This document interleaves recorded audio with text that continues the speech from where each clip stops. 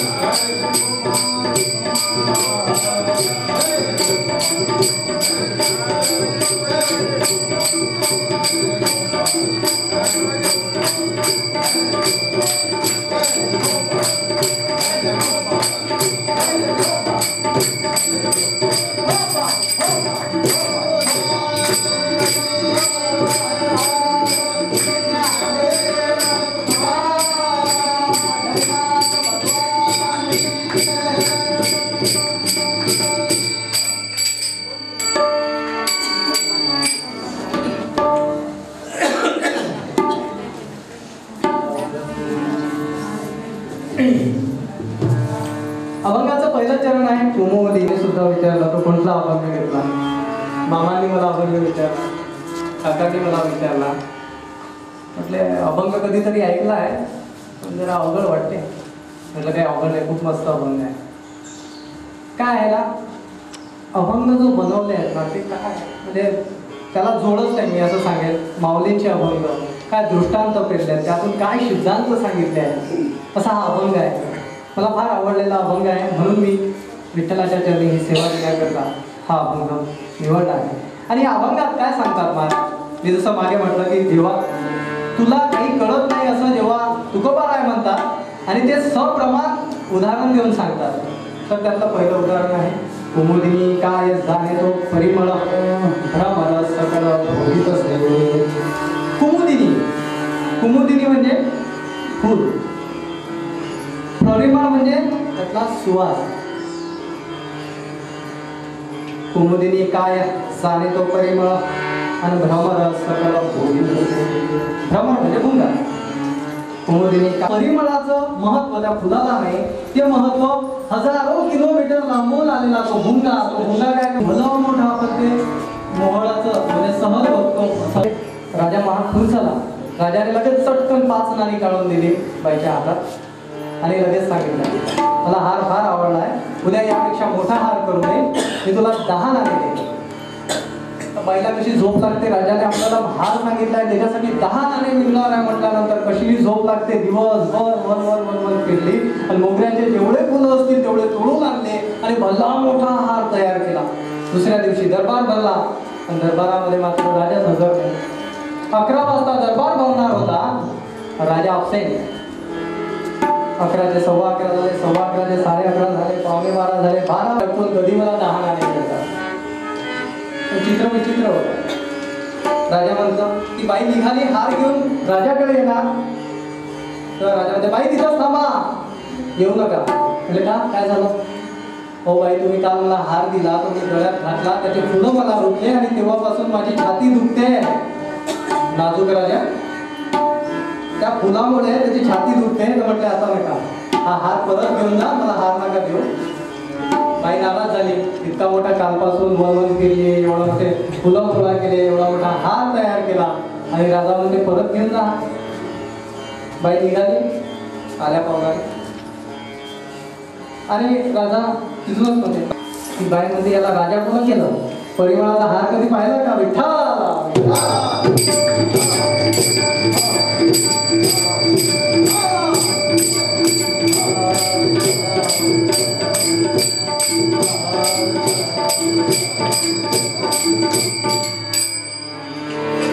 अशा प्रकारे जसा आपण परिमळाचा हार करू शकत नाही, पण तो परिमळ कशात आहे? त्या फुलामध्ये आहे. म्हणजे त्या फुलाला परिमळाची किंमत नाही, तर ती खरी किंमत कोणाला आहे? भुंग्याला आहे. भुंगा तिथे येतो, बसतो आणि ते घेऊन निघून जातो. तसं देवा तुझ्या नावाचं महत्व तुला नाही कळत, ते आम्हाला कळतं. आणि ह्याच्यापेक्षा दुसरं उदाहरण महाराज अभंगाच्या 3ऱ्या चरणात देतात. माते तृणा बाळा दुधाची ते गोळा, माते तृणा बाळा दुधाची ते गोळा, माते तृणा बाळा दुधाची ते गोळा, माते तृणा बाळा दुधाची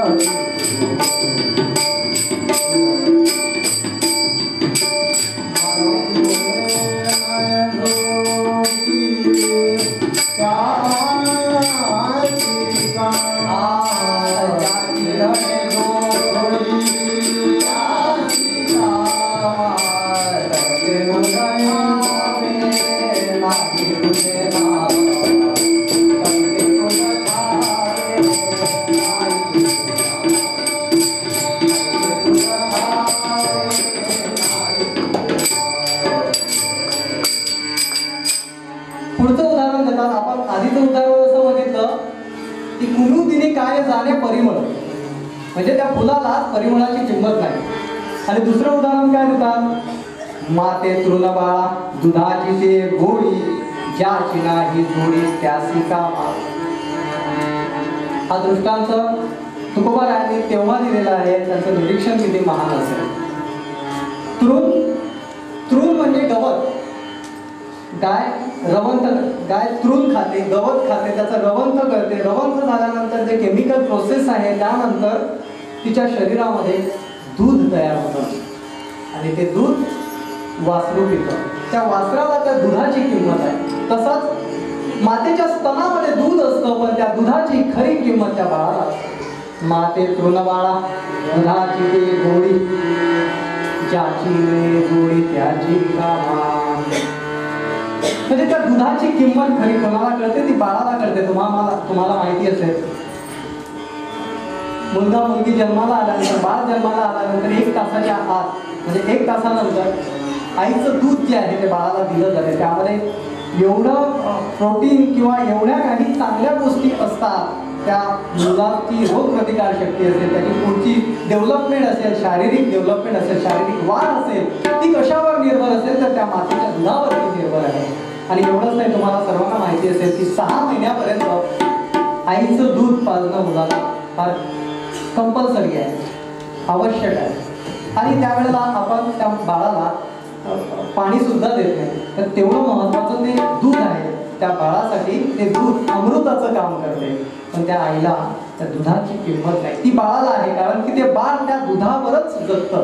त्याच्या पुढे जाऊन मी तुम्हाला सांगेन, सरकारने यासाठी विविध योजना आणल्या. पंतप्रधान जननी वंदना योजना एक कक्ष उभारला आहे. आमच्या काही पत्रकार मंडळींनी त्याची मागणी केली होती.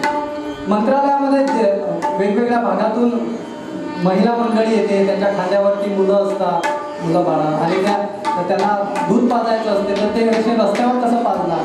तर दुधाची ते गोळी, मी याच्या संलग्न असं तुम्हाला काही माहिती दिली.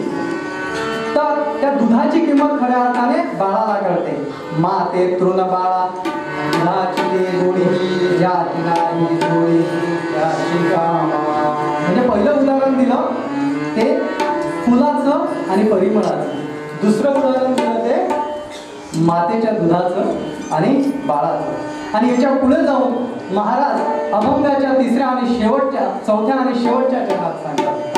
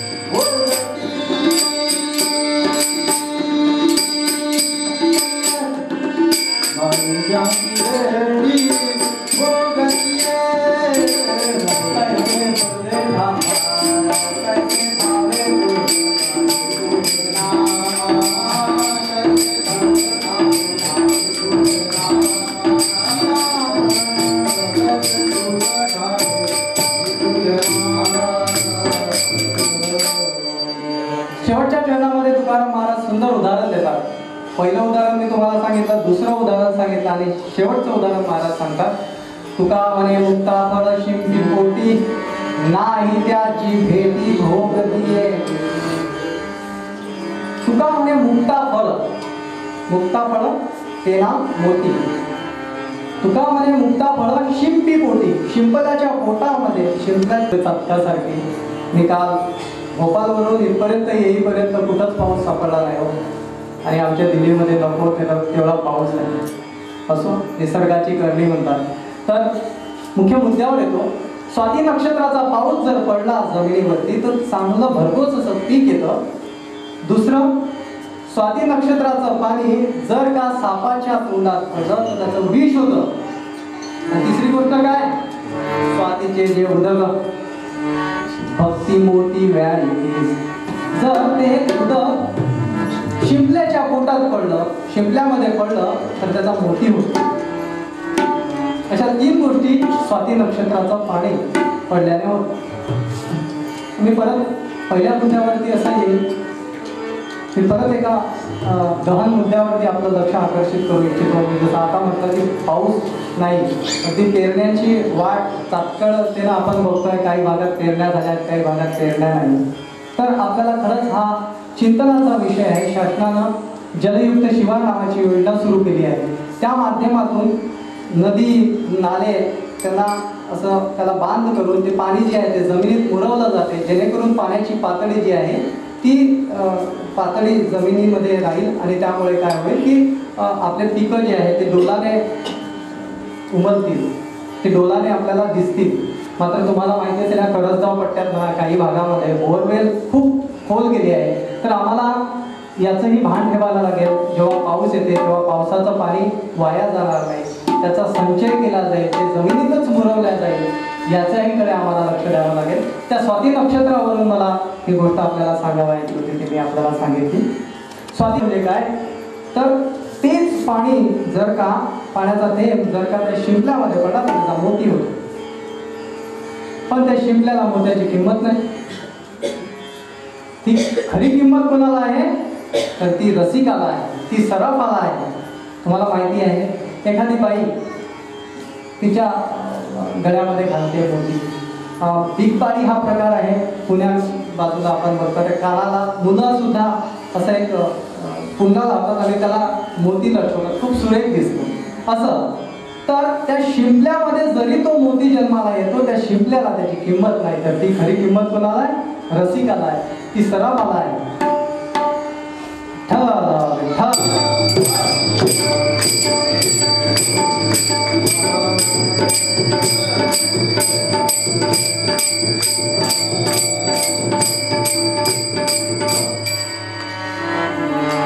सुरुवातीपासून आपण येऊ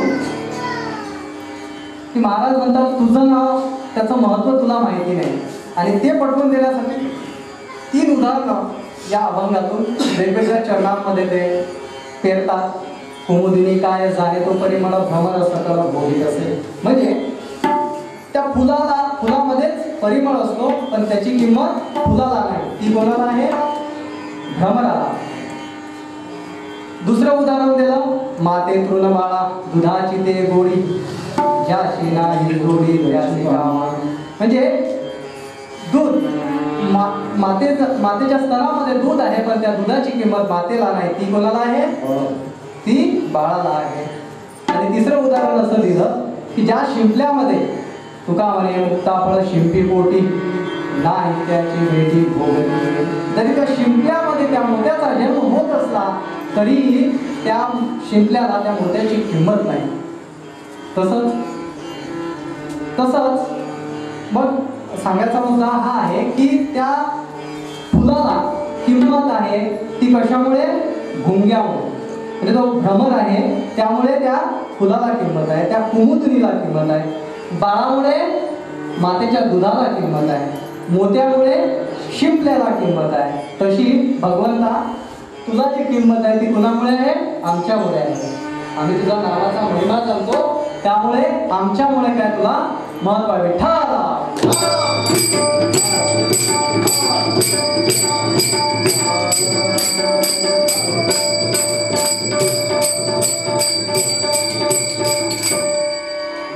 प्रश्न असा निर्माण होतो, जर भुंगाच जन्माला आला नसता तर फुलाला किंमत नसती, जर बाळाच जन्माला आला नसता तर दुधाला किंमत नसती, जर मोतीच जन्माला आला नसता तर शिंपल्याला किंमत नसती. तसं देवा आम्हीच नसतो तर तुला काय किंमत असती, असंही तुकोबार आहे भगवंताला सांगतात. म्हणून म्हणतात की तैसे तुझं ठावे नाही तुझे नाम आगीच ते हे सुख काय आहे ते आम्हालाच आहे. आणि या देशामध्ये भरपूर असे पंथ संप्रदाय आहेत, पण खरी नामाची कास जर कुणी धरली असेल तर ती धरली आहे वारकरी संप्रदाय. ते सोपं परमात्म्याची प्राप्ती करण्यासाठी साधन कोणतं सांगतात तर नाम हे साधन सांगतात. हरिपाठामध्ये काय नंबर आहे, खूप सुंदर वर्णन केलं. नाम संकीर्तन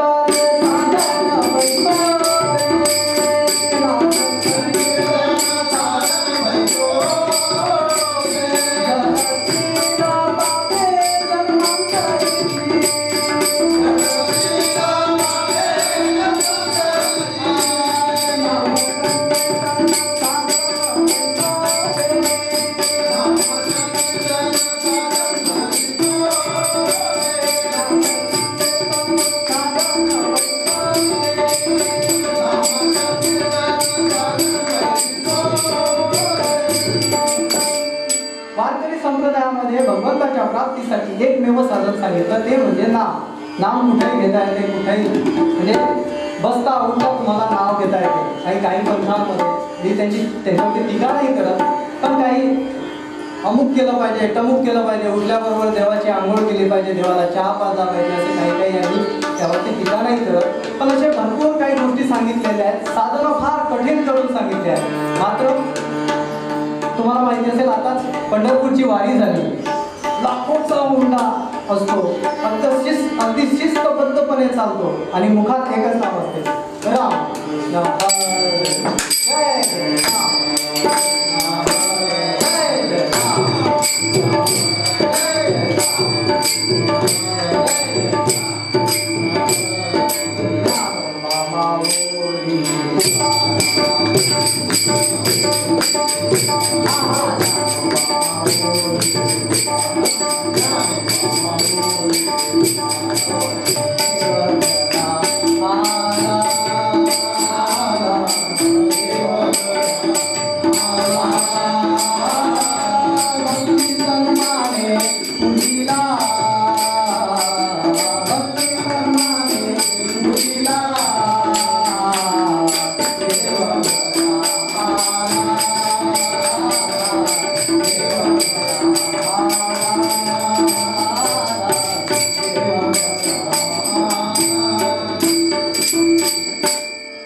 आपल्या इकडनं सुद्धा पालख्या जातात आणि तेव्हा त्या लोकांची सेवा करतो आपण, खूप आनंद आपल्याला मिळतो महाराज. कारण की ते एका शुद्ध ध्येयासाठी जात असतात आणि आपण त्यांची सेवा करतो. सकाळी मस्त छान अशी तिथं पालखीचा चहा नाश्ता असतो, पुढच्या ठिकाणी गेल्यानंतर जेवण असतं, पण जेवण फुकट घेत नाहीत वारकरी, तिथे सुद्धा प्रवचन केलं जातं. प्रवचन झाल्यानंतर परत मुक्काम जो आहे तो हलतो आणि पुढे जातो. पुढे गेल्यानंतर ज्या गावामध्ये मुक्काम असतं रात्रीला त्या ठिकाणी मुक्कामाच्या ठिकाणी जेव्हा गावात दिंडी शिरते तेव्हा खूप सुंदर असे भजन होतात, अभंग होतात, असं दुमदुमून जातं ते गाव. आणि गावकऱ्यांना सुद्धा आपल्याकडे कोणीतरी पाहुणे आले जे भगवंताकडे जातात आहे, भगवंताचा संदेश घेऊन भगवंताकडे आमचा संदेश घेऊन जातात आहे, असं ते खूप सुंदर असं वातावरण असतं. आणि त्या ठिकाणी गेल्यानंतरही रात्री वारकरी जेवण केल्यानंतर त्या ठिकाणी कीर्तन करतात. तर हे असं सुंदर असं वारीचं चित्र आहे.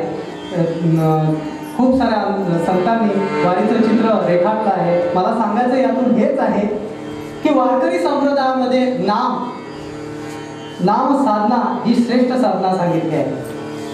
एका ठिकाणी तर नामदेव महाराज म्हणतात, भांडता कांडता घ्यावे हरीचे नाम. मला असं वाटते जर असं झालं असं झालं तर मी कधी बघितलं नाही, पण मला असं वाटतं तसं व्हावं. आपल्या खालच्या नळावरती भरपूर आता तरी मला असं वाटतं नळावरती भांडणं कमी झाले, पण मला आठवते मी 10वी 11वीत काहीतरी असेल, अधूनमधून घरी यायचो तेव्हा सर्वात सुरेल असे आवाज यायचे. मी आता काही ते सांगत नाही, त्या काय शिव्या असायच्या इकडून तिकडून, ते भांडे आणि ते एकामेकाला काय फेकून मारणं. आता चांगलं चित्र आहे. पण एकनाथ महाराज जसं म्हणतात की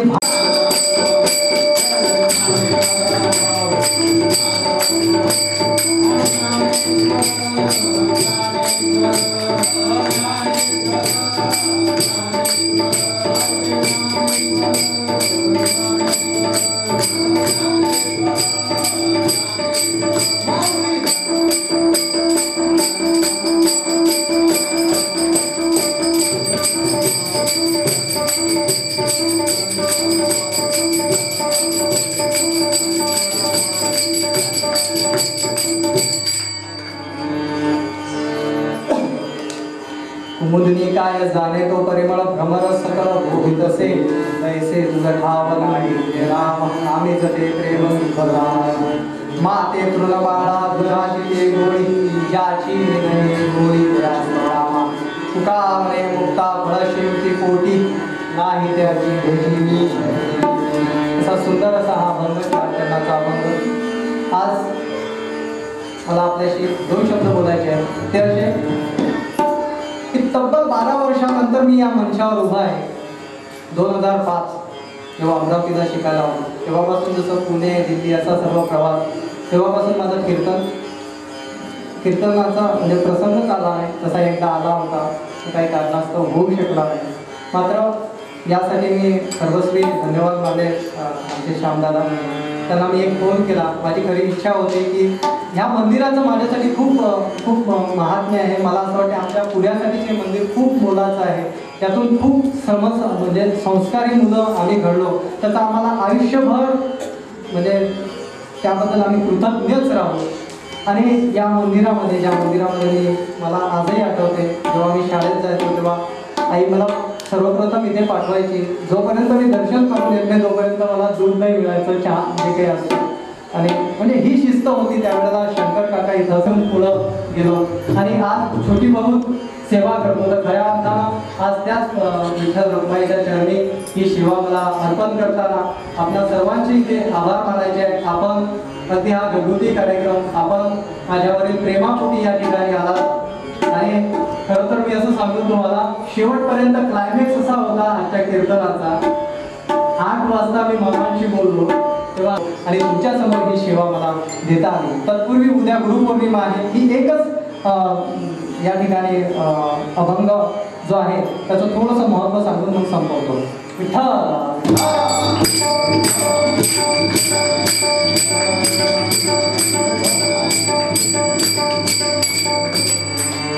उद्या गुरुपौर्णिमा आहे आणि गुरुचं महत्त्व आपल्या आयुष्यामध्ये खूप मोठं असतं. सर्वात प्रथम तुम्हाला सर्वांची पहिली गुरु आपली माता असते. कारण की पहिला संवाद जो आहे बाळाचा तो मातेशीच असतो. ते जे गुण देईल, ते जे शिकवेल, उठ बस सांग, त्यामुळे माता ही आपली पहिली गुरु असते. त्यानंतर आपण समाजामध्ये वावरतो, शाळेत जातो, ते आपले गुरुजन, ते आपले गुरु असतात. ते जी आपल्याला शिस्त लावतात, जे चांगल्या गोष्टी शिकवतात, ते आपले गुरु असतात.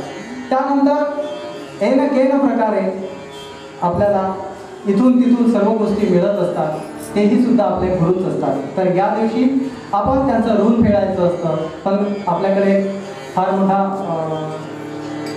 समज आहे की गुरुदक्षिणा दिली पाहिजे. मग ते फार म्हणजे त्याला फार असं अवडंबर आणतात. तर मला असं वाटतं ते व्हायला नको. ती कृतज्ञता जर मनातून असली तरी फार उत्तम आहे. मात्र त्या दिवशी आपण गुरुचं जे कृतज्ञता आहे ती व्यक्त केली पाहिजे.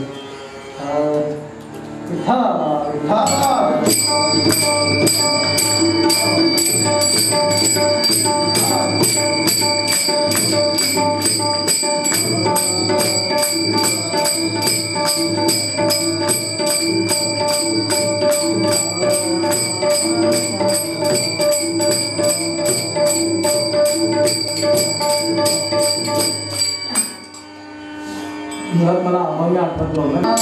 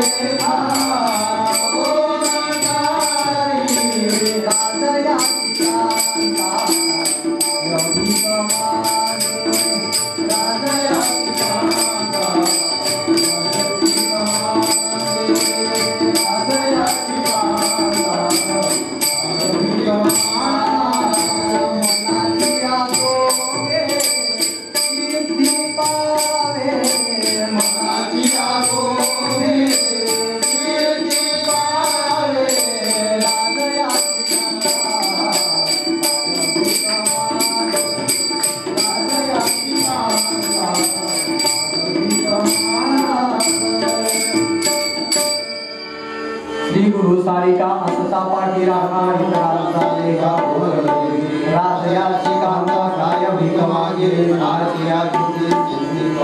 अष्टावक्र हे जनकाचे गुरु, जनक हे शुक्राचार्याचे गुरु, शुक्राचार्य हे परीक्षिताचे गुरु. तसंच हरिपाठामध्ये सुद्धा एक वर्णन आलेलं आहे, गुरु परंपरेचे अभंग आहे. मचिंद्राने बोध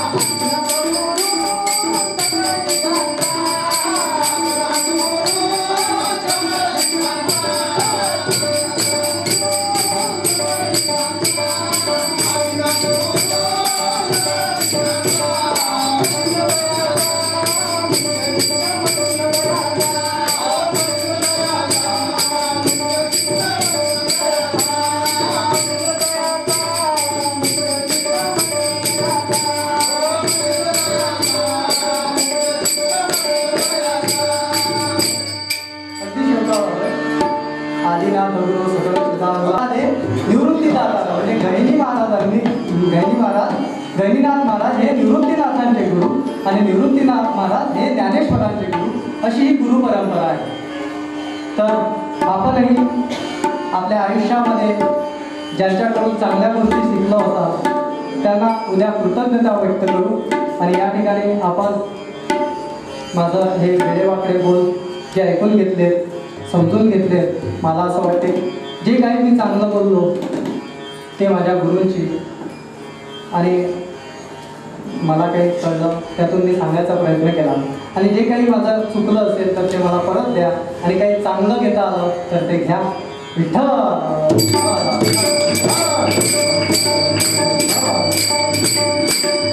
या ठिकाणी भजन करू, मस्त मोकळ्या भजन करा. तुम्हाला